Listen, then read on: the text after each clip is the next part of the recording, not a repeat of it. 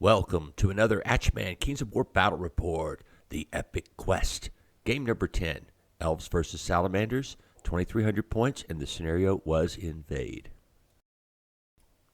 So what is the Epic Quest? The Epic Quest is just a plan I have to try to field all the armies that I own at some point to do a battle report with them all. And also, it kind of helps me as a player to playing with armies that I'm not used to playing with or even really like playing with. So, but I've accumulated lots of models over the years, and basically I want to try to get them all out at some point. I have to say, this is the only battle report you'll probably see that had unpainted models in it, because I had 3 unpainted elves. I just did not have time to work on them. So anyway, hopefully you won't see them. Hopefully they won't distract you, but enjoy. So these are all the armies so far in the Epic Quest, and I'll just tell you which ones I haven't done yet. And one is the Order of the Green Lady, Ratkin and Ratkin Slaves, Undead, the League of Rordia, Northern Alliance, the Herd, and Dwarfs, I believe, is all, because I believe I have done Empire of Dust already. So that's the list I've got working on, and I don't know what I'm going to do the next time. I've actually held some of my better armies in reserve in case somebody wants to do tournament prep or something like that. And the other ones are just thrown together with the models that I currently own. I don't really own an elf army. What I have is the remnants of my old GW Wood Elf army. And if you've watched the other battle reports, the 2 previous ones especially, you'll see that I'm using quite a bit of that army.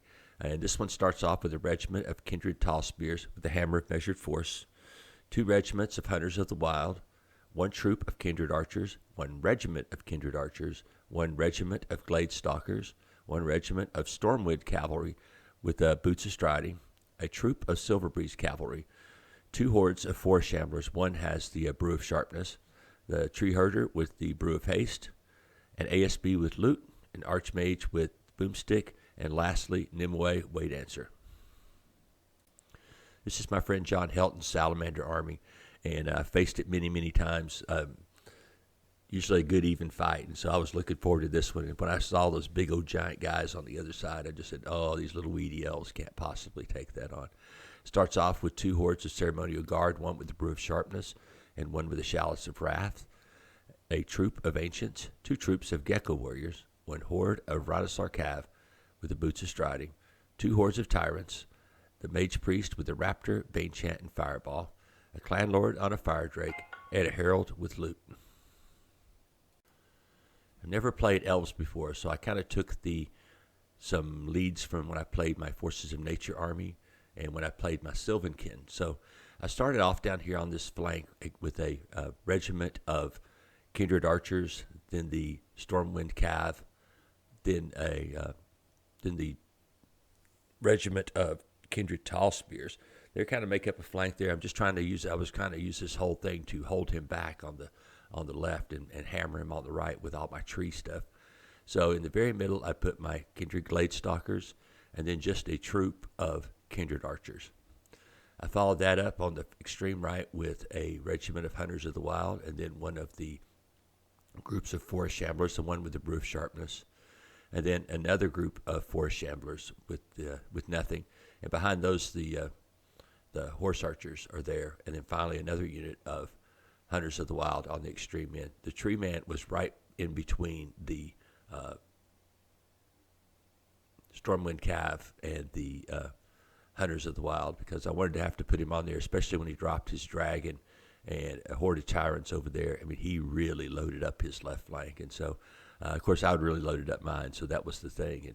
And I just didn't think that I had the power to deal with all those troops on that side. So turned out it's going to be a good battle, because I mean it turns into a scrum of epic proportions.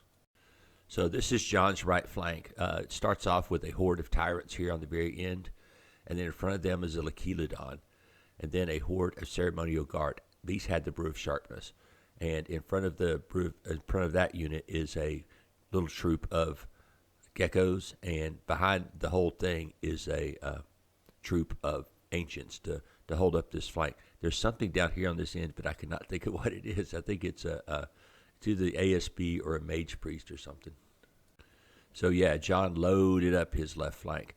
Starts from left to right. There's a horde of tyrants, then his dragon, then a Lacheladon, a horde of ceremonial guard. These had no upgrades. I think that's his ASB there in the middle.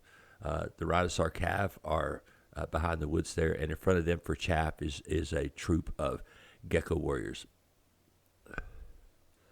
This is just a better picture of John's right flank, just to see how everything is laid out, and the ancients in their spot to inspire all around those models. So I got the first turn, and due to my scouting, I got to move way forward this game and get right up there because we're playing invade, and I'm already at the middle line, just waiting for John to even make his first move. So it was going to be hard for him to recover just because I've already had him kind of jammed up. He has to fight his way through stuff to get onto my side of the table because I'm already there. And the Archmage went ahead and just whacked the heck out of the tyrants. I think for 5 or 6 wounds. It was an amazingly good roll, and of course I can't break them because they're -17. But still, that was a pretty good hit on that unit to make him think about exposing it anymore. I moved my Kindred Tall Spears up adjacent to the Glade Stalkers, and then the troop had to move up slightly to fire at his geckos in the woods because I couldn't. Of course, when you start at 12 inches, you have to be further than 12 inches to be able to shoot, so I had to move the first turn to be able to get into range to shoot anything. So over here, the Kindred Archers moved up on the hill to shoot, and then I don't know if I've moved my Cav up on the hill to be able to charge. I'm pretty sure I just hid this turn because the Lacheladon was over there. I know it's not going to be devastating, but who wants to get it chipped away at without having a valid target? My shooting did do some damage. I think I did 1 to the Lacheladon and I think 3 to the Gecko Warriors there, and I don't think I got a waiver out of it. I don't think the roll was that good. And then over here on the right-hand side, I did 4 wounds. I thought I overestimated 4 wounds to the tyrants, but that was still a good hit. Over here, John reacted to my early deployment. The tyrants moved forward a little bit into the difficult terrain, and then the Lacheladon moved forward to shoot. The ceremonial guard took a position in the middle, and I kind of had it it was kind of weird because of the hill there, what I could do. But some of my stuff he could see, but some of it was still behind it, such as the tree man was still behind it. And then over toward his, he's in the woods there. What he did was he moved his Gecko Warriors up to block my Forest Shamblers, and then the Rhinosaur Cav moved forward at the same time. And the Dragon, I think, repositioned here, trying to help him out on his right flank because his left flank here was actually in pretty secure hands as far as fighting ability. So John moved the Lacheladon up to be able to shoot in the previous turn, and then the rest of his army kind of swung over toward the middle because, of course, my flank was going to be hanging out there in the middle unless I did something over here on this flank. And his tyrants came to the top of the hill, which I was very skeptical of that move. And then the ceremonial guards and the ancients moved toward the middle of the table to pressure me there. I opened fire on the tyrants with all those archers and hurt them really bad, but I did not get a kill. I mean, I really hit them hard with all those bow shots, and just nothing happened with it. But it was he knew he was in the fight anyway. I was just joking with John and Sean about that I'd put the Brew of Haste on the tree man so that I could do a first turn charge. Well, it's a second turn charge. He strayed too far forward with his unit of tyrants, and so I was able to send the tree man in there. Since they were already wounded, I thought I had a chance of taking him out in one go. But the Hunters of the Wild, though, they'd got hit by the Lacheladon. They moved up to support. I swung the horse archers out, Silver Breeze out around there so I could shoot at the Lacheladon a little bit. My unit of Forest Shamblers, they went ahead and just stuck their nose up on the hill so that they could see because I could outcharge them as far as distance. So I thought I would get the guys up there on top of the hill. The Hunters of the Wild just slammed into the Gecko Warriors, just taking the chaff bait, I guess. But didn't really have a choice. It was going to break up my lines if I didn't. And one of the things that was getting me is all of a sudden when he swung toward this flank, he was swinging the door on me already. It was early in the game. And so I had to make something happen over here to swing the door on him before he got to me. Over here on the left, again, I just pounded the tyrants with shooting, and I went ahead and moved the Stormwind Cav up on the hill so that if they charge, they'll get the hill bonus in case something decides to venture over that way. But with him swinging toward the my right flank, it's going to open it up a lot for me to just be able to, because I'm playing invade. I'm really trying to kill everything here. I'm just trying to knock down the unit strength. But with the speed of these elf things, I'm going to be able to get across the table easily if he doesn't leave something there to delay me. So yeah, the danger of scouting means that you're closer to them too, and that's what I'm going to pay for at this turn. The unit of ceremonial guard with the brew of sharpness goes ahead and charges into my hunters of the wild and destroys them. So that wasn't good. And then he moved up his dragon. I think he flamed my 4 shamblers in the front there for just a couple of wounds. Wasn't that bad. And then the over on the right-hand side, since I didn't kill his tyrants on the charge, I ended up taking, I want to say, 9 wounds from the tyrants, which hurt. It wasn't that, it shouldn't have been that bad, but he went over there and Bane chanted them on top of everything else. I'm like, uh-oh. Before I thought, it's pretty survivable. Then all of a sudden, the Bane chant really added a tweak to it with all those swings. I'd been lucky the turn before that, and my shooting had wavered his Lecheladon, so that way I didn't really have to worry about getting shot. And also, I had Nimue behind his lines at this point, just throwing the cloak of death all over everything. So I was hurting him pretty good, but I had to beat him fast on the right side because you can see the door has now closed on the left-hand side of the scrum. And going to have to figure out some way out of this because it is looking grim right here in this particular picture. Okay, his ancients start moving as fast on their short little stubby ancient legs, starts moving over to support his ceremonial guard.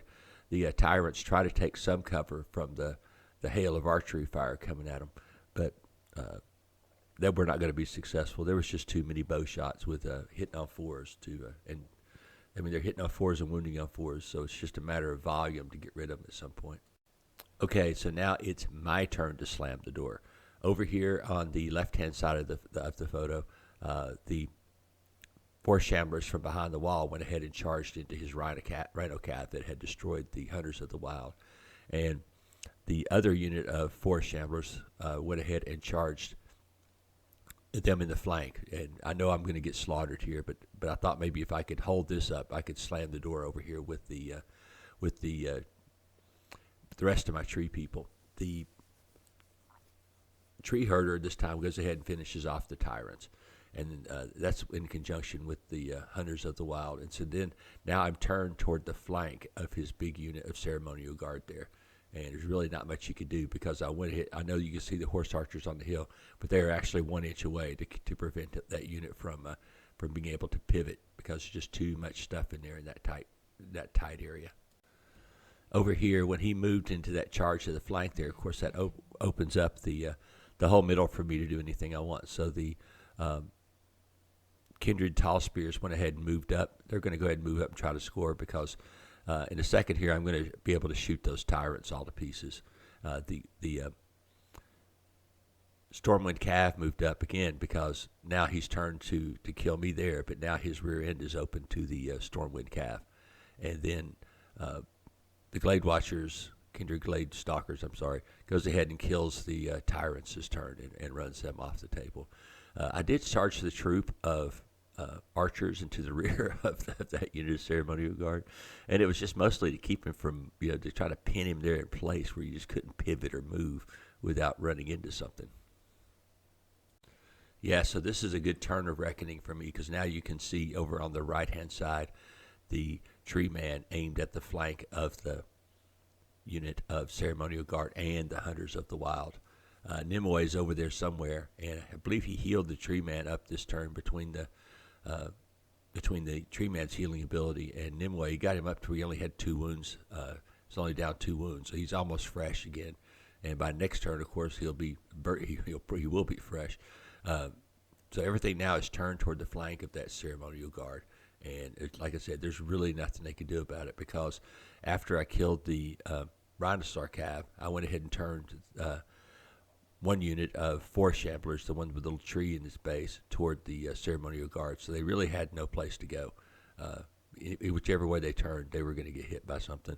And then the other unit of Forest Shamblers turned toward his ceremonial guard, and yes, I know the dragon's going to kill him, but I can't really do anything about it. They have to hold there until the tree man contingent over here on the right flank is able to get into the fight. Yep, over here the tyrants did bite it from all the shooting, and now he has just a troop of ancients and a Lakiladon, and I want to say that's his. It's not his ASB. It may be that. No, it is his ASB because the wizard's over on this side. And that's what's going on here. But the biggest thing, I think, is that to leave the since you're playing invade, now my archers have moved up over here, just out of sight on the left, and they'll easily be able to sweep across the table on their next turn. So yeah, during his turn, he went ahead and butchered the unit of Silver Breeze Cav, but really couldn't move anywhere because of how congested he was. That's going to allow the Tree Man and his Hunters of the Wild, plus all those supporting characters, to get into that fight, along with the Forest Shamblers, because I really couldn't maneuver. Well, maybe I could have. No, I probably couldn't hit the dragon in the flank, because I think I would have landed on top of his guys.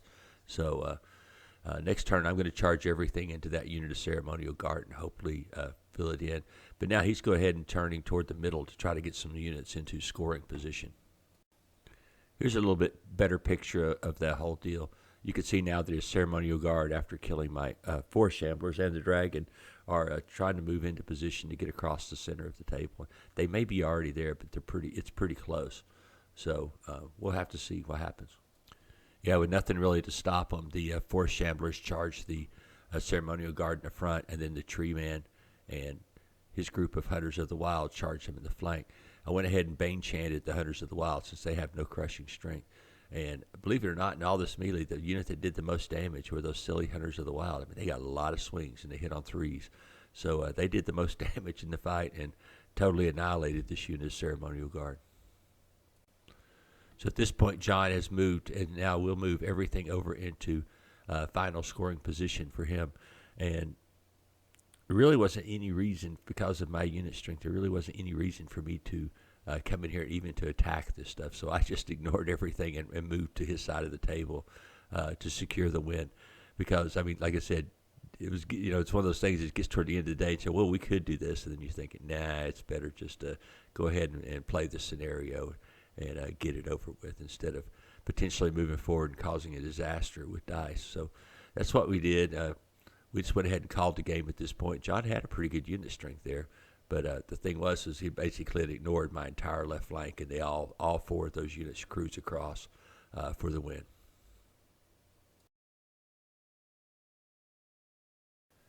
This was a bizarre battle, just in the fact that both of us were racing to flank the other. And at one point, he did flank my right side contingent here, but on the other hand, I'd already got around his left side contingent. So it was just like one of these, the classic twisty battles where one side twists toward the other, and it was kind of neat. The thing is that I had a little bit more speed on the left side flank, and that threatened him really quickly, because if he didn't kill me off totally, all those units were going to come piling into this mess. But I was trying to keep focused on playing invade, so I was really more just, I want to keep him on that side of the table and let my left flank guys with their unit strength win the game for me. And so that's basically what happened. I just held up his left flank the entire game, and then my left flank won the game because there was nothing over on that side of the table to stop me. One of the things I think that happened this game is I don't think John was really ready for all of the scouting stuff, and I've been using a scouting army now this is my third game, and they're kind of fun. I mean, but there's some armies that would just, I mean, you run this into a Cav Varriger army, and all you would have is a whole bunch of kindling on turn 2. So there's some armies you don't scout against, but since John didn't really have any significant shooting, or didn't have any super fast units, I was able to get up there and just hold that center line. That's all I really wanted to do was just hold. I didn't need to win any super battles there. I just needed to keep him on that side of the table. The only suggestion I had for John really was that the dragon should have been over on his right flank and not on his left. But the dragon could have messed with all four of those units that were over there, and at least had them just whirling in a circle to keep him being charged. And I really think that could have won the game for him, just that one little move. And it's how we all play. You look at stuff later and you go, oh my gosh, if I'd have just done this or if I'd have just done that. But because I think the dragon was good over here, I just don't think that it was needed because of the other stuff that he had over here with the. And maybe even I would have thought about putting, instead of the dragon on this flank, putting the tyrants over here along with the, because they had those woods they could have hid behind. The Rhinosaur Cav aren't near as vulnerable to shooting as the tyrants are. So, I mean, maybe you could have tyrants, ceremonial guard, then the another unit of tyrants, and then the Rhinosaur Cav, and that would have been a tough nut to crack because I could deal with one unit of tyrants, but I couldn't deal with two.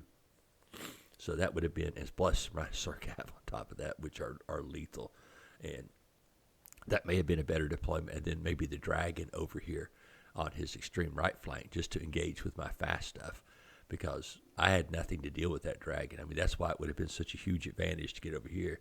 But when it got over here in this thick stuff with all this scrum going on, it really is not as good as when you have basically free motion to move it around. And I mean, I literally had no flyer defense. So one flyer could have just, I mean, if he'd have got it behind the lines, it would have been game over very, very quickly. So just an idea, what could have been differently.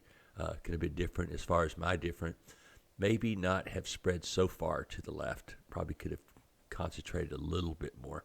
But John's been running this two-wing thing, this two-envelopment thing lately, and so I really felt like compelled to basically build two strong wings. But I think maybe that the middle, where I could shoot all those things, everything that ran into the middle got peppered pretty good with the Elven archery. So I don't know. I thought it was a good game. I mean, especially I had a blast over here when we were just scrumming. I mean, it looked like,